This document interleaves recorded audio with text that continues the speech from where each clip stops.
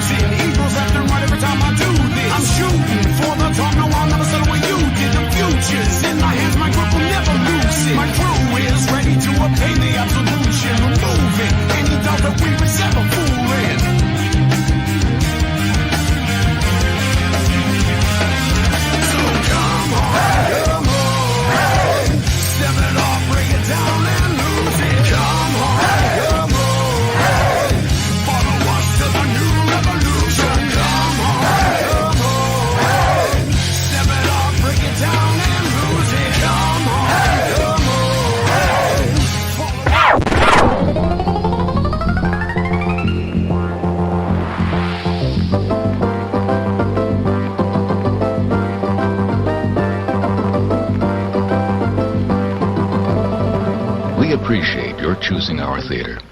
And to make this experience more enjoyable for everyone, we hope you'll refrain from talking during the show. Enjoy the movie. Thank you.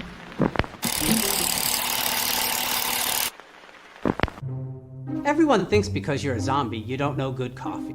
Well, they're wrong. We have very active lifestyles. It's not all wandering the countryside aimlessly or scaring passing motorists. And we all love a good cup of joe. And there's only one brew that gets my seal of approval. Deadly Grounds coffee is my guilty pleasure. Bold, robust, delicious. It's coffee that can wake the dead. With over a dozen different roasts and flavors, Deadly Grounds can satisfy the most finicky of coffee addicts. The aroma is so intoxicating. It brings all of my neighbors out of the woodwork. Deadly Grounds coffee. Coffee to die for and zombie approved. It's good to get a little deadly.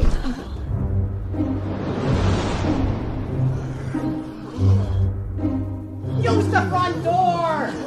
Oh, they're so disgusting. Hey, happy Wednesday, everybody. You're watching Still Toking with. My name's Leo. I'm the monkey behind the keyboard here. We have an awesome show, as always, scheduled for you. And as always, we have Mr. Benjamin. How's it going? Yo. Yo. Wait, isn't that Jeff's line? Yo. I stole his line on him. No, I am going to say this, Leo. I'm very impressed. 2 weeks in a row now, and you didn't hit the wrong button. Oh, stop it! I'm not the one running with low disk space. Hey. It's giving me an alert that it's you're Yep, uploading the video, but you have low disk space. What the fuck, that? Yeah, fuck you. I quit. I'm going home. I'm done. Jeffrey. Hey. See, I didn't have to say yo. What's happening, everybody? Happy Wednesday. It's Thanksgiving Eve. Is that such a thing? It must be, because I've been cutting potatoes and doing weird shit that I don't normally do. You know? I thought it was happy go stuff the turkey day. No, that's tomorrow. You stuff the turkey. We're not stuffing it. We're going to spatchcock it. I don't even want to know. You're gonna what? It's called spatchcock. You mean spackle? No, it's spatchcock. Oh. You take the backbone out of it and you fucking squish it flat. Cook it that way. Oh, okay. I thought that was where you put the putty in and you have the putty knife and you. No, that's spackling. I'm not going to spackle my turkey. What are you, high? So anyway, we got a great show. Let's just bring him right on. I hate this. Mr. Benjamin. Sam. Here we go. How you doing, buddy? Let's spatchcock all over the place. Let's get it on. Right? Yeah, it's gonna be one of those shows, folks. Oh yeah. It's the best kind, you know. It is. So there's people out there right now Googling spatchcock. Yeah. Oh yeah. You could have just made it up, but there you go. It's a real thing. You know, as sad as it sounds, it's a real thing. It sounds fun. Right. Well, I'll let you know. I don't know what it's going to be like, flattening a turkey out. I mean, I've flattened turkeys out before too, but it's usually with my truck. Just saying. Well, yeah. Okay. So anyway, let's I want to get into it because I didn't get a chance to finish it and I'm really bummed out. So let's just talk about the payday right away. I want to get into that because go ahead.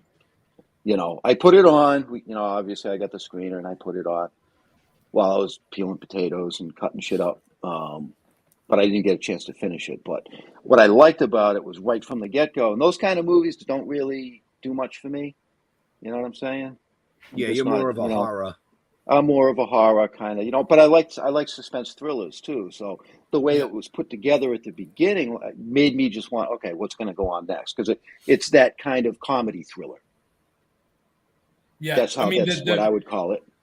Yeah, the phrase that we'd like to think it's a crime caper is that kind of it's a very specific type of movie, isn't it? But yeah, actually the more people have watched it and we've seen some reviews coming out, it seems to be a lot more comedic than I thought it was going to be. Not that I didn't want it to be comedic, but just when a film gathers its own identity and its own pace and its own, all the different performers bring things to it, and you look back and you're like, oh yeah, it's definitely. But we wanted it to be fun. We wanted to have danger, but also some lightness as well. Right. Cool. Right. Well, you could tell right away that all the actors and actresses connected because it was just it was. I can tell the difference. Yeah, there was definitely screen magic, as they call it. Yeah. Screen magic. Ooh. Yeah. I'll take that. Absolutely. So I don't know. Any more sucking up we can do, Ben? No, not really. I don't think so. You should know by now that actors feed off this. There's a horror film somewhere where there's a bunch of actors that don't get enough compliments, so they turn into ghoulish monsters and take people out. Yeah. You're right. That's a long time ago. I saw that movie. I can't remember what it was called, but you're right. I remember that movie because that falls under like a horror category. I watch horror. That's your vibe. Yeah, I love the grade B horror movies. Yeah. I'll have to try and be in a horror next time. You know, Right. Well, I mean, like I said backstage, I got to watch it the other day, and I actually watched the whole thing. I actually loved it. I thought it was great.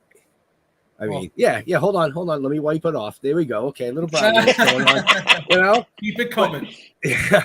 No, I really did, and I'm similar to Jeff. It really wasn't my style of movie that I would normally watch. Yeah, but it was enjoyable to watch. But it did. And It that's grabs. important. It grabs you right at the beginning, and you kind of go, huh, you know. And I mean, the co-stars. I mean, Simon. He's an amazing actor.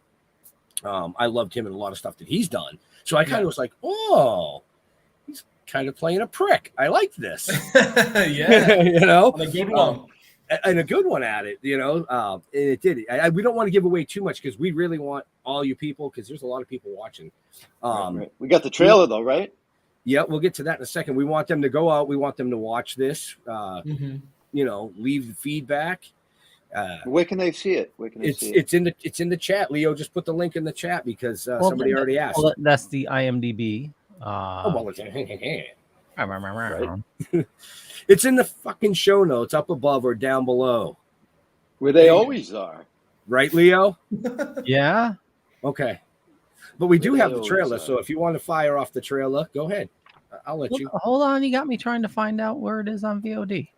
What the hell? Yeah. All right. So anyway, you were. All the links are on paydaymovie.com if you need. Perfect. See, in the show notes. You have that in the show notes? I'm going to check. I probably don't, but it sounded good. Lying some bitch. No, you don't. He's confident. You don't have it. You have all of Benjamin's links, which is awesome.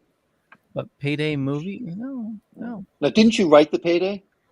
I wrote the screenplay. I wrote the screenplay, and Kyla Fry, the leading lady. We came up with the characters and the concept. We created a short film together back in 2015 that had similar energy and similar characters. And then so it was that's where the project was born, you know, whenever that was 7 years ago. So it's been a long road to get to here. And it's definitely been let's just make it. Let's get this thing made. We like these characters, and we we got some people on board, and we shot it towards the back end of the very, very strict London lockdown, which was kind of a benefit in a way because so many we shot a lot of it in a large office area called the Royal Albert Dock buildings, right on the River Thames. But because they'd opened this building just before lockdown, so I think they were desperate for the money because obviously there was nothing happening. So, you know, we kind of turned that into an advantage as well. Mm-hmm. Now, in the chat, I did put a link where you can see it on Amazon. I also put the link to the website, so you can find it on Vudu, iTunes, Amazon, and a bunch of other places. Holy shit, I guess you did. I did. I'm doing my job. I'm doing my job. And you're pushing all the buttons. Wow. It's an early fucking Christmas present. Yeah. But we as you mentioned, we do have the trailer, so we'll run that. Here's the trailer for The Payday. How do you expect high rewards if you don't take high risks? You fancy logging onto a computer and pulling some information from it? What is the info exactly? I'll come back to that later. But here's what you need to do. A secret stash. Illegal funds from banker bonuses. Is there a question in there somewhere? I need this money. I deserve this money. 5 million? For an hour's work. I'll be back here at 1500. Take the bag. What the hell is that? Protection. Boss's orders. Find the back entrance. You'll have a map to direct you to the remote terminal.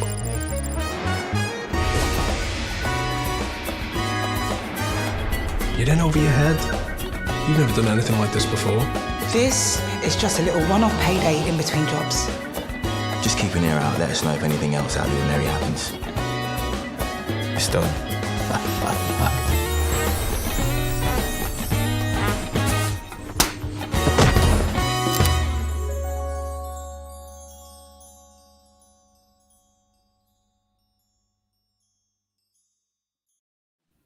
There we go. And we have all the information in the show notes. And if you check the chat, you can find the link where you can watch it right now. But don't watch it right now. Wait till after the show. Right? Yeah, buy it now and then wait till after the show. There we go. There you go. Even better. Get it secured. Get it secured so you don't have to worry about it and then enjoy the rest of this chat. Yeah. Well, even better, buy it now. And then tomorrow when you're trying to avoid family, then watch it. Ooh. Well, no, that won't work because the movie's good enough that even the family that you're trying to avoid will get sucked in, and then you're fucking stuck watching it with them. Not if you're watching. Yeah, but so tell them to buy. Nobody will be saying anything. They'll all be watching the movie. Yeah, they'll be spellbound. That's true, right? Or you can just put headphones in and watch it in a corner on an iPad. Right. Oh yeah, that'd look good. Who's Jeff sitting in the corner? And anything that us Brits can do to sabotage an American holiday is a little bonus as well. Right. Because you don't do the Thanksgiving thing, do you? No, why would we? You know, but even in the U.S., you go to You're here though. Are you going to go to a Thanksgiving dinner tomorrow? Yeah, someone's invited me, so I'm going to go there with a Union Jack onesie and remind them that they've made a big mistake leaving. I am going. I mean, hey, I'll go anywhere for some food and some some good company. It's just funny though because a lot of it's funny explaining that there's all the little differences between the American and British culture, and Thanksgiving's definitely one of them because obviously we know of it, and we've got a vague idea that it happens in November, but we don't really. But to me, I feel like it takes a bit of the sting out of Christmas though, because for us we've got a big run up. We've got from Easter to Christmas, we've got a massive run up to look forward to that Christmas dinner. Whereas I feel like Thanksgiving comes in, steals the thunder, and then by the time Christmas comes, a lot of Americans are like, let's get Chinese food. Like my wife, she uses Thanksgiving as like the kickoff of Christmas. Oh, okay. So, like kickoff is like she won't do anything Christmas related until after the Thanksgiving dinner. And then from there, it's like watching Elf, putting up the tree, and then you have Christmas is like a month-long celebration, That sounds intense. Yeah, it is. Sounds very intense. Yeah. We wanted to watch that new Spirited movie, and she's like, you gotta wait till next week. We can't watch it right now. Oh, is that the one with Ryan Reynolds and Will Ferrell? Yeah. Updated Christmas funny. Carol. Yeah. But we're not here to talk about them. We're not here to talk about that. Or them. Listen, they're trying to get publicity and they can fuck off, all right? That's right. If they want publicity, they have to reach out to us and come on the show and then we'll give them publicity. Yeah. Tonight it's about Sam Benjamin and what he's doing and what he's done. Exactly. Right. So I read somewhere that you studied with Patrick Stewart. Yeah, so that was one of my big moments. I think I was 19 or 20, and I somehow got into this summer training school, which happened in Huddersfield in the north of England. I got selected, auditioned for it, got in, and it was 15 of us, and it was this summer acting training, and they just surprised us out of nowhere and said, "Oh, your teacher today, here he is. He's just flown in," and it was Patrick Stewart, and he's just like, "Yeah, I thought I'd take you guys through some Shakespeare," and obviously we did Shakespeare with him, and then he told us his life and career story, and it was just a big moment of going, "Oh, you know, the fact that someone like that had taken the time, and also I learned that I didn't realize that I just always assumed that because of his accent, he was from quite a well-off upper crust kind of background, but actually he's a northern working class lad from Huddersfield, from a town not too dissimilar in kind of, status, I guess, to where I grew up. And then it was suddenly like, oh, hang on a minute. So it is doable. Someone from my kind of background can do it. And obviously just that connection and him saying all the obstacles and failures he had on his journey. And it was a real turning point. And also to be selected for that was a real like, oh, maybe I'm either okay at this or I'm really good at convincing people I am. So maybe I should carry on. So give me some Shakespeare. To be or not. You're gonna have to pay for the Shakespeare. That's extra union rates. That is. Oh, you ready? Hold on, Jeff. He's gonna spackle you. Watch out. He gives us an awesome story like that, and your answer is give me some Shakespeare. I want to know what kind of nuggets of information did Patrick Stewart give you? Other than he grew up from a working. Well, class. that's just because you got more geek in you than me. That's all. I mean, there wasn't anything specific that he said. It was just the overall experience. I do remember he did say one like funny bit of advice, which was whenever you're playing a role, never ever secretly be thinking about or practicing another role in your head, because he said he once did it when he was in the Royal Shakespeare Company, and he had a really small part in one play, and he was learning the lines for the next play, which he had a bigger role in, and he was playing spear carrier number 1, who had like one line in the whole thing, and he just had this big long scene where he just had to stand there for 30 minutes just listening to what was going on. And he said, so I just started going through my monologue in my head, preparing for the next play. I thought I'll use this time wisely. And then he said I missed my one line in the whole play because I was like, shit. I'm just, so he goes, make sure you're focusing on what you're doing, which that was one of my memorable things. But I just also remember being so cool. Like he strutted in and he was wearing when someone wears really, when someone wears clothes that you're like, this shouldn't be stylish, but it is. Like he just came in these, right. He had these jeans and trainers and just something about the way he was wearing them. And I think he had just a plain t-shirt, but he just cruised on in, swaggered in, sat down. And I was like, this guy, he's the captain. Hell yeah. He's the captain. So, yeah. Wow. So there's a conversation killer. Patrick Stewart ends all Patrick conversation. Stewart, right? Yeah. Right. Where do you go from there? Yeah. Well, okay, so yeah. It's not about Patrick Stewart tonight, though. It's said, it's about you. So exactly. Prior to becoming an actor, you were a bartender. Yes. In England. Yes. So you must have at least one funny story, at least one good story from your time behind the bar. At the bar. Yeah. Oh, I've got. Oh, I'm sure you got a million of them. Yeah, where even to start? I mean, the first bar I worked in was a bar in Liverpool, and it was just hilarious. In hindsight, there was stuff would happen, and even though at the time it was horrific and just soul destroying, you just knew there was a voice in you going, "This is going to be funny in about 5 years." I just remember the characters, like when I first started working there, and I'd open up the place at 10:15 a.m. and there'd be guys like queuing up at 10:15 a.m. to get the first pint in and to make sure they had their spot. I remember there was one customer who like, I think at the time, I don't know if there's an equivalent in the US, but at the time, so we don't really have pound notes. Like a £1 note, like you guys have a dollar bill. They got rid of those years ago, but we do have pound coins. And then one year they brought in the £2 coin.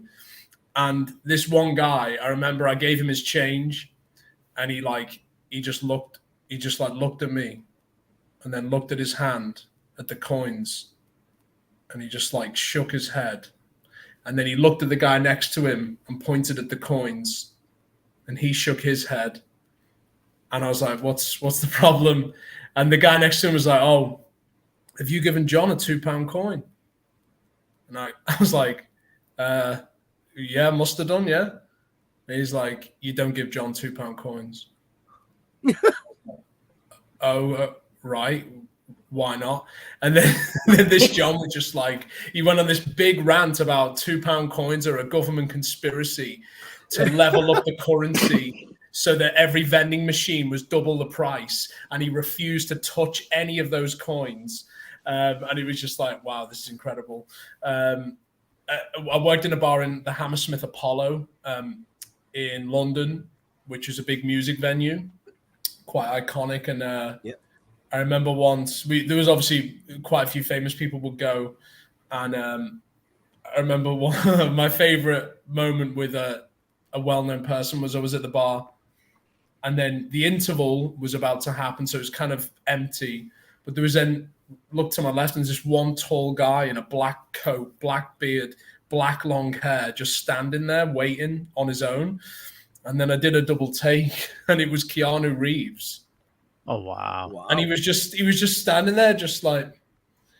And then the other bartenders were they were doing that awkward thing where they were pretending that he wasn't there, so they were busying themselves, and it was really awkward.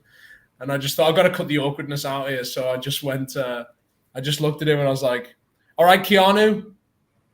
And then he looked at me and he went, "I'm good." and then I was like, "Oh, cool." And then I went, "You enjoying the show?" And then he thought about it, and then he went, "It's good." It's good. But it wasn't like he just was he was being honest. He was like, "It's right. good." And then that was it. And then I think his friend was in the show or something. But you're just really just a chilled out dude, just having a beer, didn't care. That was a great impression, by the way. It was. Yeah, it was. Well, very thank good. you. Very good. Thank you.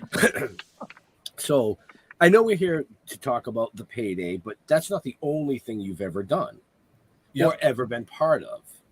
So that chat stuff there.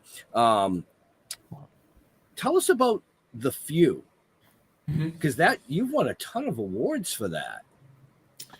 Yeah, The Few was and actually I was thinking about The Few recently. So The Few again was a project that I part produced and part wrote. There's definitely a theme to my journey, which is either I'm impatient or I'm an arrogant bastard. And if people aren't giving me the parts I want, I start to write them myself. In a very rocky kind of way. The Few was born out of that. The director of The Few is the director of The Payday, Sam Bradford. And we were just, it was in that, we were kind of getting on with our careers. We've done some good stuff, but we wanted something more meaty, and we were just getting a bit frustrated. And we thought, loads of people are, cameras are so cheap now, and the internet has blown everything wide open in terms of with YouTube series, and people can just shoot something and, get it up there. Why not? What's your excuse? So we thought, we've got no money, so let's just do a mini, and I mean mini series of say episodes of 4 or 5 minutes, and just what could we do? And we wanted to do a sci-fi superhero thing that was British, because there wasn't really anything out there like it. So we just set about it, shot a lot of it guerrilla, shot it with a lot of talented actors that we knew, that we thought weren't getting a shot either. And it's just a very like gritty what if story about what if 3 people acquired superpowers in London, working class, and but the plan was, the backstory was that it was going to be part of kind of something that Winston Churchill was involved in back in the day in World War II. Yeah. But we never got to really explore that. But yeah, we did one season. It was a lot of fun, and we got some great awards, and a niche superhero crowd really loved it. Yeah. And then this is very timely because we set up, we wanted to do a second season, but we thought if we're going to do it again, let's do it properly. Let's do longer episodes. Let's get a proper budget together. Let's really go for it. So we did a crowdfunder, and I wrote a letter to Kevin Conroy, who recently passed away. And he basically said, if you guys raise the money, I'll play this character. So that was like, I was thinking about it because I thought, but basically we didn't raise all the money we needed to execute it on a decent level. So it never happened.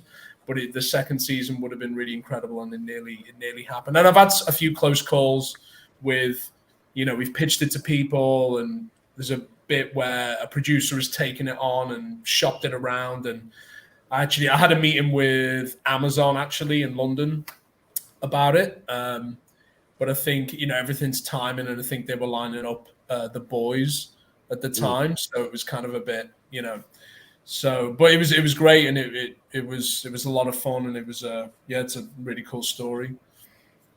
Nice. Where can people see it? It's not actually, it's a great question, because it's not actually out. So I would say go and buy the Payday and then come back to me. If you buy the Payday, I'll send you the link. Because we were pitching it to people, and we were pitching it as a brand new series. When a couple of producers took it on board, they didn't want the original series to be available, so we took it down. So it's not available online at the moment. You can catch the trailer if you search for it. So I don't really know. It's kind of in limbo. I don't really know what, obviously, if anyone's listening. It's in limbo at the moment, so it's not really available, and I don't know what's going to happen with it. Well, guess what, folks? That's not in the show notes up above or down below. Like all the information about this gentleman is. The reason I asked about seeing it is it's something that probably Jeff would enjoy. I know I would, because it's sci-fi-ish. I mean, you won best sci-fi, best original story, best web series. I mean, the list went on. When I looked at the awards that it won, I was like, I want to fucking see this. Like, I want to watch that. Awesome. But I can't because, you fucking took it down. So, so I guess I'll have to go watch the Payday again. You're going to have to watch the Payday again. Oh. Well, hopefully it won't be the end of it. Hopefully it will. But I think it was also timing. At the time, it was quite novel because it was British superheroes, and it was quite gritty and quite dark compared to, say, a Marvel show. But yeah, we'll see. But you guys mention it as I'm going to think about it and see. I'll speak to Sam Bradford, and the director of the Payday, and we do our research. We do our research. You do. It's not just about the Payday. There you go. The Few is something that I mean, like I said, I would definitely love to watch something like that. But you've been. What about Screwjob? Didn't you direct? Jeff's like, I can do research. Ben's coming in with all the facts. I've got his IMDb up right now. Screwjob is. I'm so old. I still use paper. Oh, I love that. Yeah, me too. Screwjob is copy and paste. Copy and paste. Go ahead, Screwjob. Screwjob is a short film that I directed and I'm in, and it's currently in post-production. It's hopefully going to be ready to go by the end of the year, and then I'm going to submit it to festivals. I'm interested to see how people perceive it. It's a working class drama set in the world of independent professional wrestling in the UK. It's about a female pro wrestler who's a single mom and isn't getting any younger, and she's getting pissed off about not getting a break. So she's considering doing something against the rules. So it's like, it's kind of, I've wanted to write something in that world for a while because I'm a big pro wrestling fan.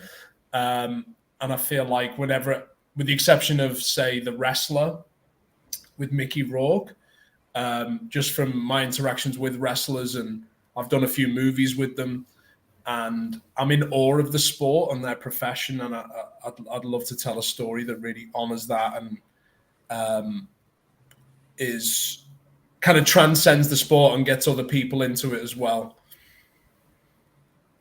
Well, wrestling has it's crazy the following wrestling has, it's I don't really follow it, but we've had some shows with we've put up some content with some wrestlers and stuff like that, and just the amount of people that are fans of wrestling in general is just insane. Yeah, it is, and it's very I feel like an old soul, because as I've got obviously you discover it as a kid, and it's one kind of thing, and then you kind of what's the word, the something comes out of the box. I don't know what's that phrase. You discover something, it's like Santa Claus, and then you have a moment where you go, oh, there's something else going on here. And then you're kind of annoyed a bit and surprised, and then you have the phase of going, oh, that's shit. And then when you get older, you actually come around to it and you go, hang on a minute, this is genius. So it's just a great mix of fighting, sports, drama, language, conflict, defiance, and all that kind of thing. But yeah, it is really popular, but it's interesting where it goes, because as I've got older as well, and I started watching some of the older stuff from like the 80s, and I think they're missing a trick, because I think there's a lot of old stuff that they're not doing now, that they can do, and I think might have gone a bit too, what's the word, comic book almost, I guess. Yeah. I like the grittiness and when it's kind of delivered in reality. Jeremy's asking, ever hit the ring yourself? And if so, what's your finisher? Great question. I've hit the ring in the sense of I went for a training session. So I did a movie called I Am Vengeance Retaliation, which is on Netflix right now. And it's a British total all-out action film with Stu Bennett, who is Wade Barrett in WWE. And there's another guy on there called Greg Burridge, who's also a professional wrestler, a seasoned pro. And he invited me. He was like, yeah, you should come down and train with us. And it was so intense. It was the toughest training session I've ever done in any sport, in any combat, like any martial art that I've tried, or any stunts. It was 3 hours of that, and I was feeling it for 2 weeks. It was, and you fall on that mat, and you're like, okay, yeah, I can pretty much do that. You do it once, and it's like someone's like rang the bell in your head, and it's like a headache for about 6 hours, and you're like, oh, and then they're like, yeah, do it again faster, do it again, and again, and again, and again, and you're just like, oh, I'm just deliberately falling on my back. This is painful. Yeah, it's not for the faint of heart, but I had a good time with it. I don't think I've got the toughness to do it for real at all. So that's why I admire the professionals. Fair enough. So you said you recently moved to LA. What's the lifestyle change between living in the UK and over here, and how has that expanded your career possibilities? I don't need an umbrella as often. That's a big thing. That's a big thing. I mean, I guess it's kind of, the great thing about this day and age is that, especially America and Britain, within this industry that I'm in, there's a big crossover. So I got my green card, so I've kind of got a base over here and a base over there, but So I'm kind of going where the work is essentially, but there's the massive cultural differences. LA compared to London, LA compared to Liverpool, but both those comparisons are slightly different. I'd say the main difference between London, if you're talking about, and I know as well, as many Americans passionately tell me to shut up when I say things like, oh my God, isn't it crazy? In America, you guys do this. And there'll be someone going, hey, I'm from Chicago. We don't do that. Or, oi, whoa, whoa, whoa. We don't do none of that in Georgia. We don't do none of that in Georgia. So, but in terms of LA and London, one of the big differences in London, it's obviously a tighter packed place. Everyone's more of a feeling of being on top of each other. And it's a lot more of a colder culture in this, not literally just for the weather, but just in general, people go about their day kind of not wanting to be bothered by anyone else. Whereas in LA, at least my perspective compared to London, is people are much more open and much more talkative and a bit more friendly and open to like meeting new people. And, you can walk into the coffee shop and say, start a conversation with someone and who knows where it might go. Whereas in London, if you did that, people think you're a bit weird or, mental. So whereas obviously in London, once it gets to nighttime and everyone's in the pub and having a few alcoholic beverages, then you can talk to whoever you want. But in the daytime, it's much more of I don't want to offend anyone. Just keep yourself to yourself. Just get that, do that, go there. Whereas to me, LA is very, it's a very like optimistic and open and can do kind of attitude. Nice. Okay. So if we ever go to London, Jeff, you're not allowed out of the hotel until nighttime. Okay. That's a good tip. Yeah. But you can get away with it if you're American and you're over there and you're doing the London tour, then you can kind of get away with whatever, because if you're visiting the place, we're very nice. Know. Yeah. If you're spending money in our country, then we're nice to you. Yeah. As long as it's not £2 coins. Not £2 coin. Be careful of those. Do not accept the £2 coins. Yeah. Oh my God. Yeah. So I read, I don't know if it's true or not, that you were a Batman freak when you were a little kid. Is that true? Yep. Somewhere there is a photograph of me in the full-on outfit when I was about 7. And I'm hoping to rekindle that this year. No, I think, Batman, I mean, to me, I feel like, is there any? Well, there must be, but to me, I'm just like, Batman is the greatest, especially for a young lad. It's the greatest character ever. And I can't understand why anyone wouldn't gravitate towards that character more than any other. To me, he was always, ever since I can remember, whether it be the cartoons with Kevin Conroy, watching them with my dad on a Saturday night in his flat, or playing with the action figures, or my mum is a hairdresser, and she would talk if I was stuck in the hairdressers and I had a day off or whatever. She'd give me some money. I'd go to the newsagents next door and get a Batman comic, and then the movies came out, and so yeah, he's always been that character. I don't know. He's just cooler than every other superhero, and because he's doing it all without any powers. And I love the darkness and when I was a kid, I was also very shy. So I liked that like lonely Bruce Wayne shit. I really kind of got a kick out of that, of like, just, when you're in the cave and no one relates to you and no one gets it. The original Dark Side.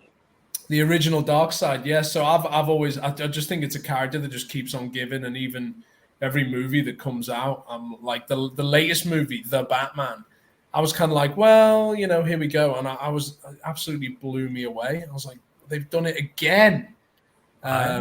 Like just another interpretation that's, I can happily, Keaton's always my favorite. But then, the Dark Knight trilogy is amazing. And then this new version is incredible. So yeah, there's just something about that character that I just love. I think he's great.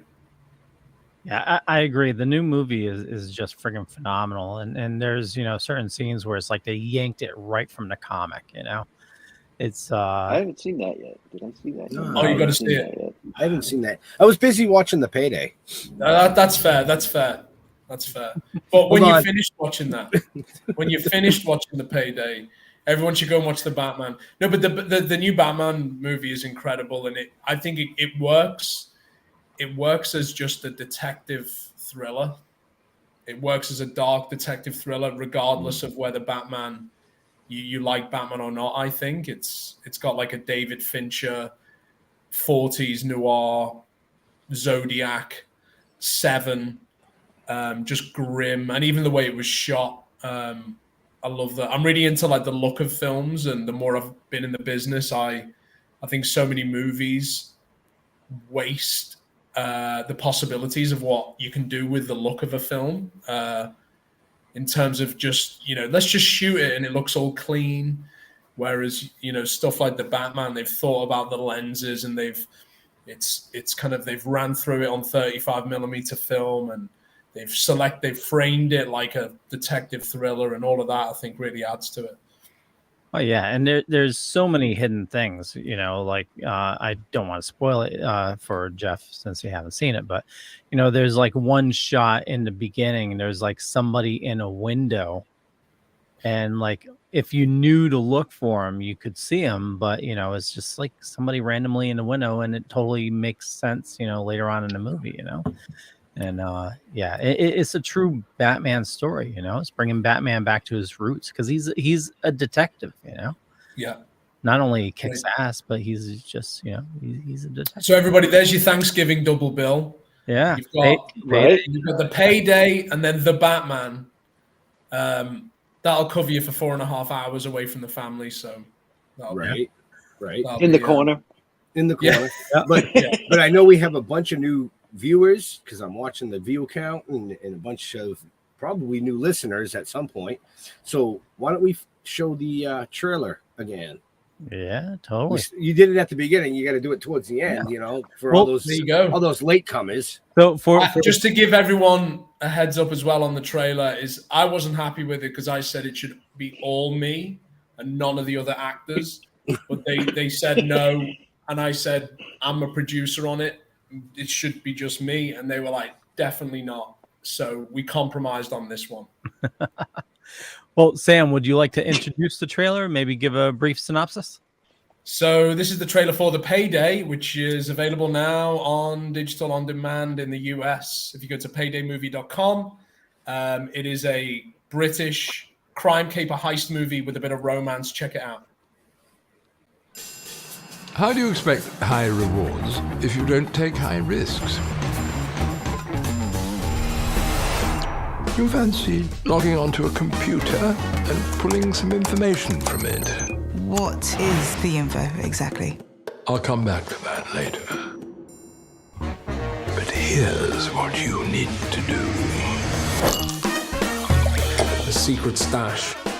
Illegal funds from banker bonuses. Is there a question in there somewhere?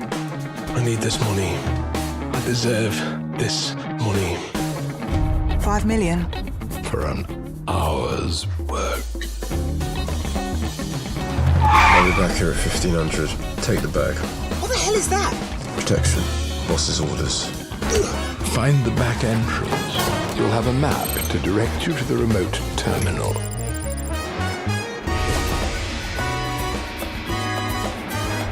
You in over your head? You've never done anything like this before.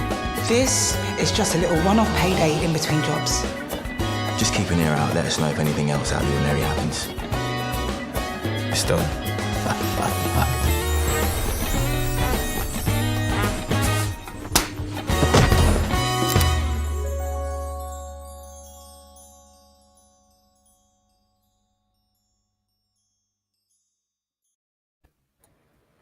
Awesome.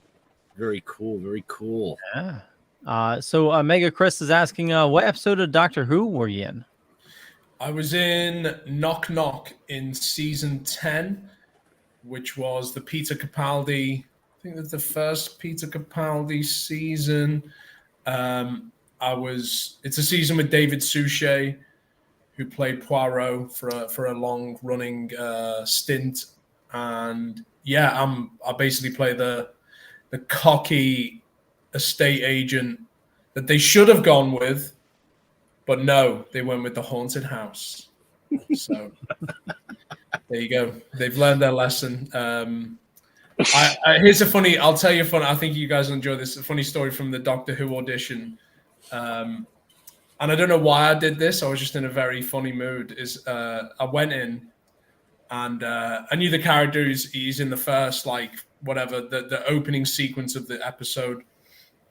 A suited and booted, cocky estate agent. So I went in suited and booted, and I was kind of in a cocky mood, clearly. And I went in, and I was just, I don't know, maybe the last few auditions I had, I just was a bit kind of like, oh, come on, like, just cast me for God's sake. So I went in, and the casting director and him and his assistant, and I don't know why this. He goes, so thanks for coming in. So obviously the character is an estate agent. So I mean, what else is there to say? And then I went, what? An estate agent? What are you talking about? And then he kind of had like a panic look on his face, and he went, well, and then I cut him off and I said, I thought I was auditioning for the Doctor. What's going on? And then I'd keep it a straight face. And he went, oh, no, and then I was like, I'm joking. I know he's an estate agent. I know what to do. Let's do the scene. And I was like, looking back, that was such a risk that I took. I was obviously, I don't know what I was thinking, but in hindsight, I think that's probably why they cast me, because I was just a cheeky bastard. But, right.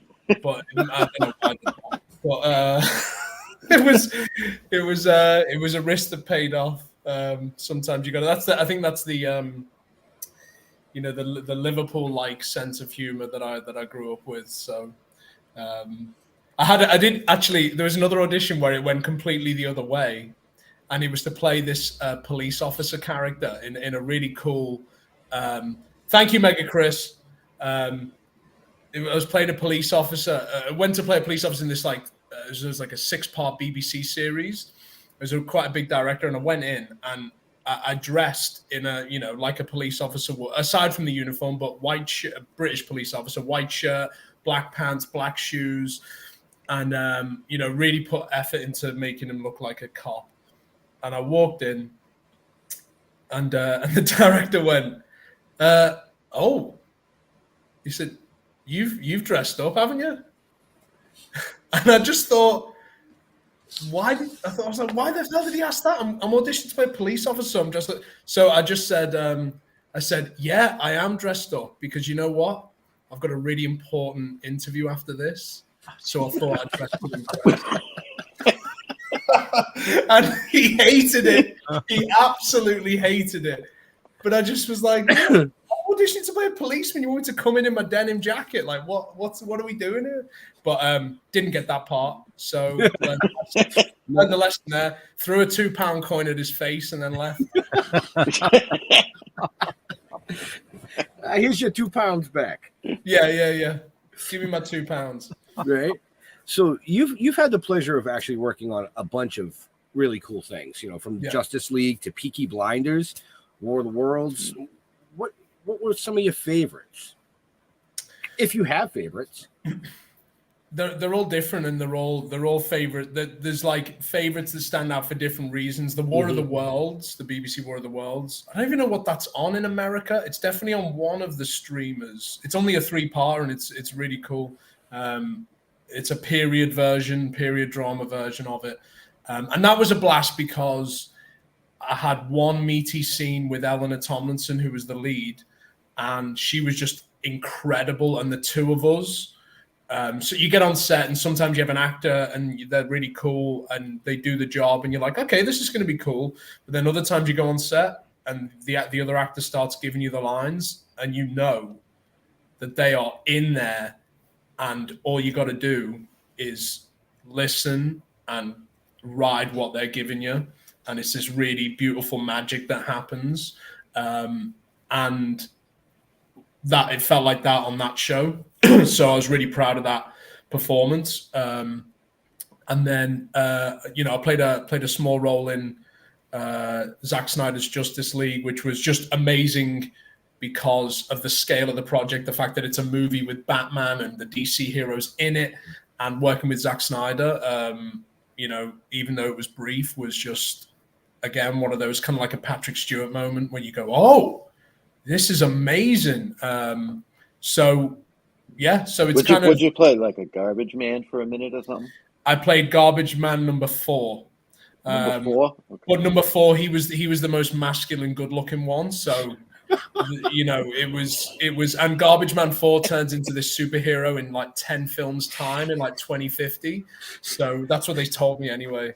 I played an American military police officer who was in one scene when one of the supervillains like appears, and he has this quick altercation, and it was just one of those kind of quick in and out roles, but it was a lot of fun. And then I Am Vengeance was fun for different reasons. Obviously, it's not as high scale in terms of who's involved, but Vinnie Jones was in it, who's a bit of a British legend, and working with Stu Bennett, the WWE wrestler, and just getting to shoot loads of guns and do loads of action was just a lot of fun. And having a character, some shows, you got less to do, but it's great because of the people involved or the characters bang on or whatever. But then other shows, it's cool because you got lots of meatiness to get your teeth onto and really go on a journey with the character. So Mega Chris, bringing the compliments. Thank you. Right. He learned from us at the beginning of the show. Huh? Yeah. I said he learned from us. Exactly. Yeah. What's that spot? I don't know. So we've got about 3 or 4 minutes left for our viewers here. If there's any last questions, I suggest you get them in the chat. Otherwise, you snooze, you lose. Do you do appearances? Do you go out? Do you do collect cons and stuff like that? I do a lot of cons and I make a lot of money. No. I thought you meant con as in a different con. He's conning people. No, I actually, considering I've done some parts in some I guess things with fanatical followings, but I've never really done a con. I've been to London Comic Con when we were promoting The Few, actually, which was a great experience. But I guess I'm waiting for that big superhero role to turn up and sign some glossy pictures and take some silly photos. Okay. Basically. Yeah. Alrighty then. But silly in a good way. Silly in a good way. Okay. Well, that kills that fucking question. Yeah.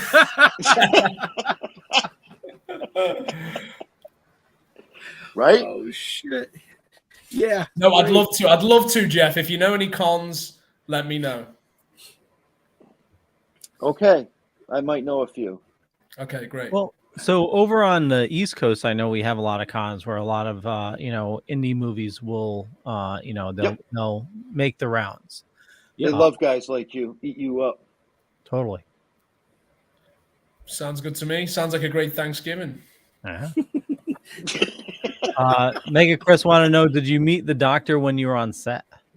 I did not. All of my scenes were not involving the Doctor, so I worked with David Suchet and Pearl Mackie, who was the companion for that season, but not the Doctor himself. Hey, Leo, any last questions from you?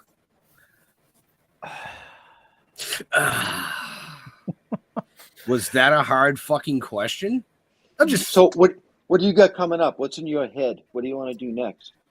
I've just finished. Just came back from Florida. The movie that I wrote called Bad Tenant. That's a psychological thriller. Was just shooting there, so I played a part in that and wrote that. I think that's coming out sometime next year, but I don't know the full info yet. And then The Payday, I'm promoting that still because it's not out in the UK yet. I'm going to London next week for the premiere. Take my mum on the red carpet. which should be fun. Nice. And yeah, I guess I'm doing some. I just did a really cool audition yesterday, and I got another one for a really exciting project. So it's that actor grind of seeing what they like you for, I guess. Cool. All right. Very cool. Very cool. Well, So based on what you've done, you've got more shit upstairs that you can get out on paper. So Yeah, yeah, exactly. But So, time I to can enjoy see the Thanksgiving story first. stirring. Huh? Yes, something you've never celebrated before. Yeah. Well, I did. I was here for Thanksgiving last year. So, and I, on the face of it, I was like, hey, you're just putting loads of food in front of me and drink. That's I'm not going to complain. I'm in. about that. I'm in. Let's Babcock this, whatever it is. Spatchcock. Spatchcock. Spatchcock. Spackle. So one question I like to ask. Spackle cock that turkey.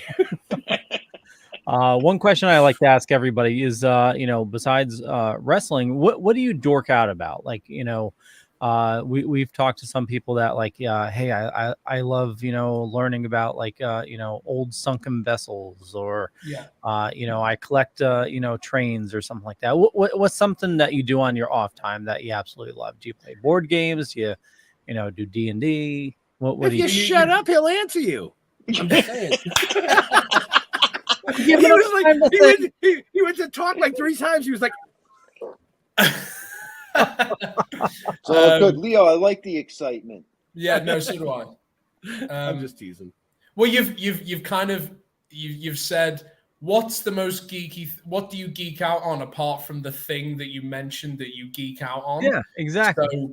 So that's the main thing would be pro wrestling. I listen to podcasts about from the old wrestlers, from old managers telling stories from the road, and I rewatch old pay-per-views, and I go and see it live, and I theorize about how I can pull, moments from wrestling and capture it in a character in a movie. So that would be my main thing. I do love my DC comics, although I haven't read some for a while, so I need to make some time for that. And then what else? I'm an old kind of funk R&B music guy, so I love 70s and 80s R&B, funk, soul. So I love discovering new stuff to me that is old. Finding a band from like the late 70s that does funk or blends R&B with soul, or some hidden gem that I was like, oh, this was released in 79. They got to number 7 in the chart. How does nobody know this song? Those kind of things. And I've been to a few, there's a singer called Alexander O'Neill. I don't know whether you guys have heard of him. He was part of the original lineup of the Time, Prince's band. And then he went solo. He had a couple of big hits in the 80s, but he's bigger in England than he is in America, even though he's an American. But there's a big in the north of England, we love American soul music. Mm. So there's like a lot of old American soul artists tour the north of England quite a lot, because we're kind of, You spend money. We spend money and we dance. We hit the floors and we get hammered.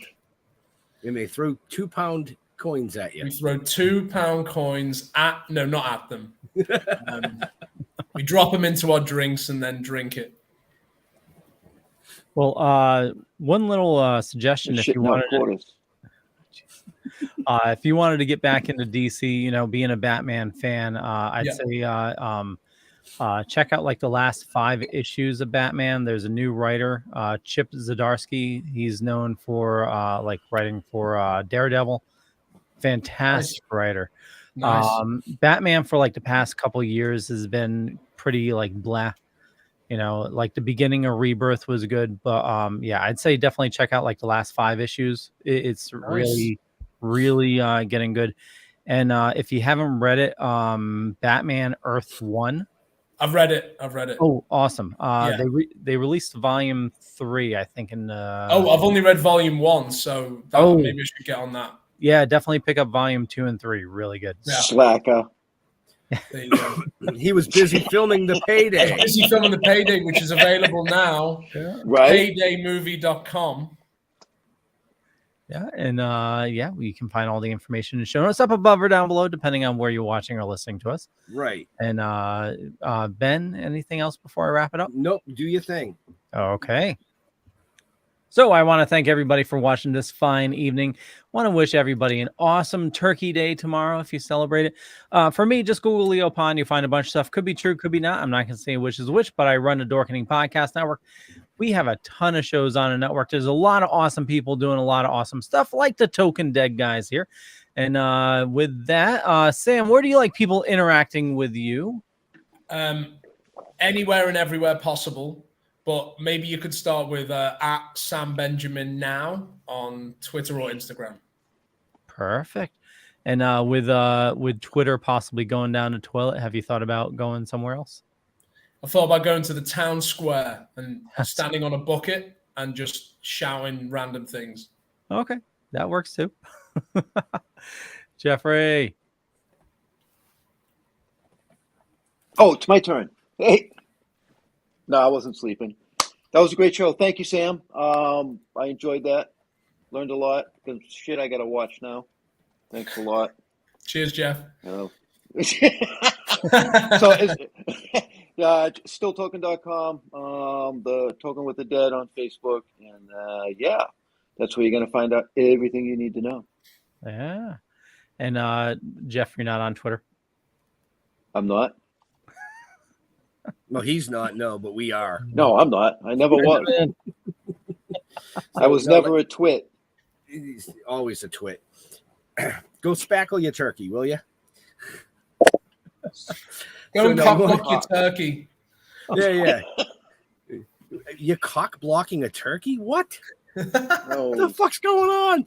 Anyway, we want to say thank you, like Jeff said, to Sam for coming out and hanging out with us tonight and giving us the insights of, all the fun shit that he's been part of. Like Jeff said, stilltoking.com. Go there. You can find out everything you want to know about us, from the comic books to the novel to the filming to the anime to this wonderful show, because they're all recorded and they're there for you to watch over and over. But definitely go check out the Payday. You will not be disappointed. Guarantee you that one. To all our veterans and first responders, we want to thank you for doing what you do so people like us can do what we do. We'll see you next week. Stay safe. We're out of here. Happy Thanksgiving. Yeah, happy stuff. So come on.